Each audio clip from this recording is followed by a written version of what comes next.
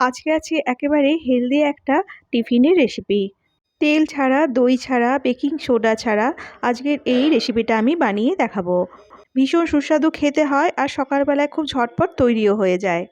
এটা যেমন বাচ্চাদের টিফিনে দেওয়া যাবে, সেরকম সকালের জলখাবারেও খাওয়া যাবে। এটা বানানোর জন্য এখানে আমি 1 কাপ পরিমাণ সুজি নিয়ে নিয়েছি। যেদিন এই টিফিনের রেসিপিটা বানাবো সেদিনকে বাড়িতে দই ছিল না, বাড়িতে লেবু ছিল। সেই লেবুর রসটা আমি এখানে 1 চামচের মতো বের করে নিলাম। এখন এই 1 চামচ লেবুর রসের সঙ্গে কিছুটা পরিমাণ জল মিশিয়ে নিলাম। এখন এই লেবু মেশানো জলটা সুজিটার মধ্যে ঢেলে দিলাম। সুজির মধ্যে লেবু মেশানো জলটা মিশিয়ে নিয়ে এর মধ্যে অল্প অল্প করে জল দিয়ে সুজিটার একটা ব্যাটার বানিয়ে নেব। বন্ধুরা, সুজিটার ব্যাটারটা এখানে একটু পাতলা করে বানাবো। সুজিটা ভিজে গেলে এটা একটু ঘন হয়ে যাবে। সুজিটা একটু ফেটিয়ে নিয়ে এটাকে আমি 10 মিনিটের মতো ঢাকা দিয়ে রেখে দেব। এখানে আমি আলু সেদ্ধ করে নিয়েছি। এই আলু সেদ্ধটা দিয়ে বন্ধুরা একটা স্টাফিং বানিয়ে নেব। আলুটা এখানে হাতে করে একটু চটকে নিচ্ছি। তোমরা চাইলে এটা গ্রেটার দিয়ে গ্রেটও করে নিতে পারো। এখন সেদ্ধ আলুটার মধ্যে 2 টেবিল চামচ পরিমাণ গ্রেট করা গাজর দিলাম, কিছুটা ধনেপাতা কুচি দিয়ে দিলাম, কিছুটা সুইট কর্ন দিয়ে দিলাম, কিছুটা কাঁচা লঙ্কা কুচি দিয়ে দিলাম, ভাজা জিরে গুঁড়ো দিয়ে দিলাম 1/2 চামচের মতো, গোলমরিচের গুঁড়ো দিলাম 1/2 চামচ পরিমাণ, আর এর সঙ্গে পাওভাজি মশলা 1 চামচ পরিমাণ দিয়ে দিলাম। এটাতে পাওভাজির মশলার গন্ধটা খুব ভালো লাগবে। পরিমাণ মতো নুন দিয়ে দিলাম। এখন সব কিছু খুব ভালো করে আলুটার সঙ্গে মেখে নিচ্ছি। এখানে যদি পাওভাজি মশলা বন্ধুরা না থাকে তাহলে সেটা নাও দিতে পারো।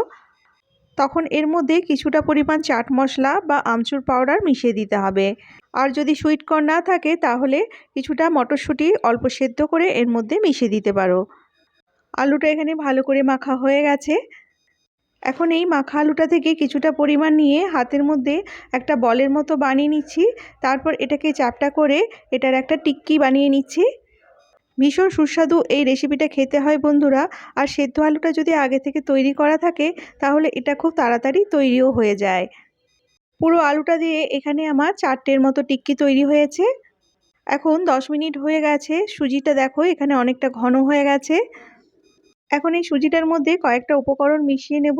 কিছুটা পরিমাণ পেঁয়াজ কুচি দিয়ে দিলাম, কিছুটা পরিমাণ ধনেপাতা কুচি দিয়ে দিলাম, কিছুটা পরিমাণ টমেটো কুচি দিয়ে দিলাম। টমেটোর মাঝের অংশটা কিন্তু এখানে বাদ দিয়ে দিয়েছি, ওপরের অংশটা ছোট টুকরো করে দিয়ে দিয়েছি। কিছুটা লঙ্কা কুচি দিয়ে দিলাম আর পরিমাণ মতো নুন দিয়ে দিলাম। এখন সুজিটার মধ্যে অল্প অল্প করে জল দিয়ে সুজিটার একটা ঘন ব্যাটার বানিয়ে নিতে হবে। এই সব উপকরণগুলো মেশাবার ফলে সুজিটারও কিন্তু একটা খুব সুন্দর স্বাদ হবে। আর পুরটার সঙ্গে সুজিটা যখন একসঙ্গে এটা তৈরি হবে, এটা খেতে খুব ভালো লাগবে। ব্যাটারটা এখানে তৈরি হয়ে গেছে। এখানে বন্ধুরা আমি কয়েকটা স্টিলের বাটি নিয়ে নিয়েছি। বাটির মধ্যে তেল লাগিয়ে নিচ্ছি। তেলটা লাগিয়ে নিলে খাবারটা খুব সহজেই বাটি থেকে বেরিয়ে আসবে।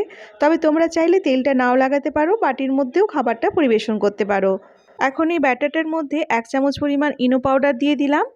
ইনো পাউডারটা এখন খুব হালকা হাতে ব্যাটারটার সঙ্গে ভালো করে মিশিয়ে নিচ্ছি। ইনো পাউডারটা মেশানোর ফলে বন্ধুরা ব্যাটারটা খুব হালকা হয়ে যাবে আর ব্যাটারটার মধ্যে অনেকগুলো বাবলস তৈরি হবে। আমি একটু কাছের থেকে দেখিয়ে দিচ্ছি, দেখো ব্যাটারটা এরকম দেখতে হয়েছে। এখন একটা স্টিলের বাটি নিয়ে নিলাম। স্টিলের বাটির মধ্যে ব্যাটারটা 2 চামচ পরিমাণ দিয়ে দিচ্ছি। আর এই ব্যাটারটার ওপরে যে আলুর টিক্কিগুলো তৈরি করেছিলাম সেটা এইভাবে রেখে দিচ্ছি। এই একই রকমভাবে বন্ধুরা আমি সমস্ত বাটির মধ্যে ব্যাটারটা দিয়ে তার উপরে টিক্কিগুলো একইভাবে সাজিয়ে নিচ্ছি। বাটিগুলো সাজানো হয়ে গেছে বন্ধুরা। এখন এগুলোকে স্টিম করে নেব। এখানে কিছুটা জল ফুটছে, তার মধ্যে এই রকম একটা স্টিমার রেখে দিচ্ছি। স্টিমারটার ওপরে বাটিগুলো এভাবে সাজিয়ে রেখে দিচ্ছি। আর বাকি বাটিটা বন্ধুরা আমি স্টিমারটার নিচে এভাবে রেখে দিলাম। এখন এটাকে ঢাকা দিয়ে বন্ধুরা আমি 5 মিনিটের মতো স্টিম করে নেব। 5 মিনিট পর দেখো বন্ধুরা এখানে সুজিটা সেদ্ধ হয়ে গেছে।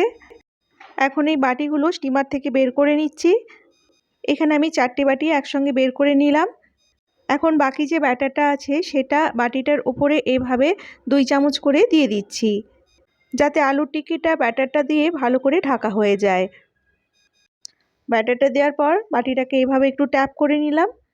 এখানে আমি 4টে বাটি এইভাবে তৈরি করে নিলাম। এখন এইগুলো আমি আবার স্টিম করে নেব। 2টো বাটি স্টিমারের নিচে রেখে দিলাম আর 2টো বাটি স্টিমারের ওপরে এইভাবে রেখে দিলাম।